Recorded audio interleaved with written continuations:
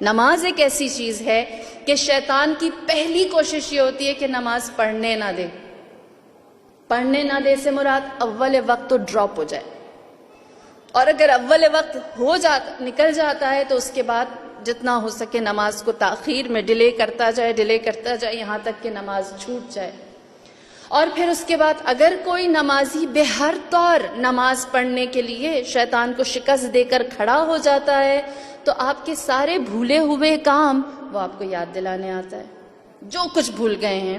اور ایک چیز جو حدیث کے اندر ہے، جب انسان اپنی سوچ کے اندر اپنے افکار میں نماز میں متوجہ ہوتا ہے اور شیطان اس کی کنسنٹریشن کو کہیں بریک نہیں کر سکتا، تو جانتے ہیں پھر شیطان آخری حربہ مومن کے لیے کیا استعمال کرتا ہے، جو ہو سکتا ہے آپ میں سے بہت سو نے فیس بھی کیا ہو یا اس کو نظر انداز کر گئے ہوں، اگنور کر دیا ہو کہ یہ کوئی معمولی سی چیز ہے.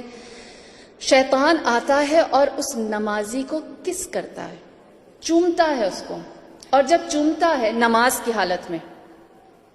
حالت میں چومتا ہے تو کیا ہوتا ہے، اس جگہ پر کھجلی آتی ہے اور توجہ ٹوٹ جاتی. حدیث ہے، آتا ہے وہ مومن کو تنگ کرنے کی اتنی کوشش کرتا ہے کہ میں کہیں سے اس کی کنسنٹریشن کو ختم کروں، وہ کہیں اور متوجہ ہو جائے، کچھ دیر کے لیے ہی صحیح غیر خدا کی طرف دیکھے. اور دوسری چیز، قوم بنی اسرائیل، ایک نوجوان تھا جس نے اول وقت نماز پڑھنے کے لیے مسجد جانے کی تیاری کی، اپنے گھر سے نکلا، مسجد کی طرف گیا، راستے میں ایک جگہ بارش ہو رہی تھی اور وہ گر گیا، اس کے کپڑے نجس ہو گئے. واپس آیا، اس نے کپڑے چینج کیے، دوسری دفعہ نکلا، فجر کا وقت تھا، نماز نکل رہی تھی، لہٰذا وہ دوسری دفعہ جب تیار ہو کر آیا، جیسے ہی اس جگہ پر پہنچا جہاں پر بارش تھی اور کیچڑ تھی، دوبارہ گر گیا. تیسری دفعہ جب کپڑے چینج کر کے وہ اسی جگہ پر آیا تو اسے یہ دیکھ کر بہت حیرت ہوئی، وہاں ایک انسان پہلے سے موجود تھا جس کے ہاتھ میں روشنی تھی.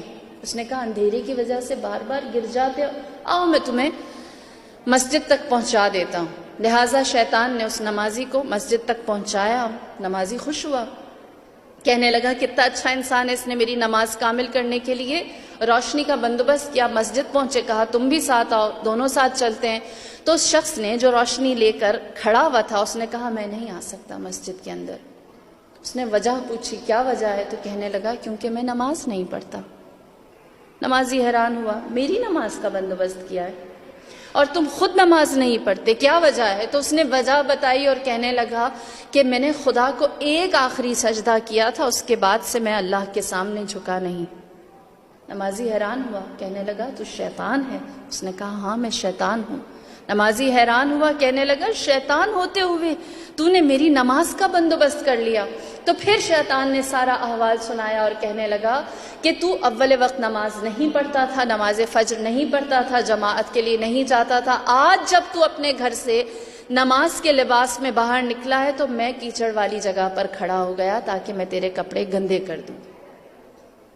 اور جب تمہارے کپڑے خراب ہوں گے تم واپس چلے جاؤ گے، اور جب واپس چلے جاؤ گے تو تمہاری جماعت نکل جائے گی. لیکن تم نے کیا کیا؟ ایک دفعہ پھر کوشش کی. اور جب ایک دفعہ پھر کوشش کی، غور سے سنیں، اسٹرگل آپ کی اللہ کے نزدیک کتنی عزیز ہے. کتنی ایسی چیزیں ہمیں موٹیویٹ کرتی ہیں کہ ہم دل و جان سے اپنے سارے امور کو چھوڑ کر اللہ کی جانب راغب رہیں. شیطان کہتا ہے کہ جب تم نے کپڑے چینج کیے اور تم دوبارہ مسجد کی جانب آنے لگے تو اس وقت اللہ نے عرش سے زمین پر ملائکہ کو بھیجا اور کہا کہ میں نے اس شخص کے اور اس کے اہل و عیال کے تمام گزشتہ اور آئندہ گناہوں کو معاف کر دیا. کہتا ہے کہ جب میں نے یہ دیکھا کہ تمہارا مسجد میں نہ جانا اتنا مشکل، شیطان کے لیے مشکل تھا، لہٰذا میں نے دوبارہ گرایا کہ کم سے کم اس کو تو کچھ حاصل نہ ہو.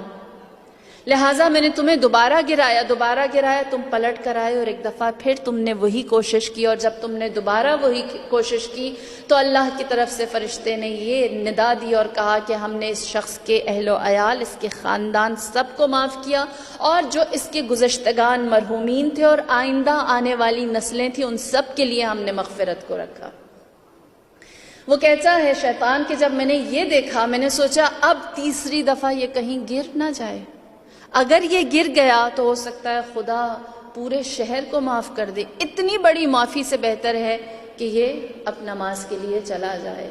دیکھیے نمازی اپنی جگہ محترم ہے، لیکن نماز کے لیے کوشش کرنے والا اور نماز کی جانب جہاد کرنے والا وہ خدا کے نزدیک زیادہ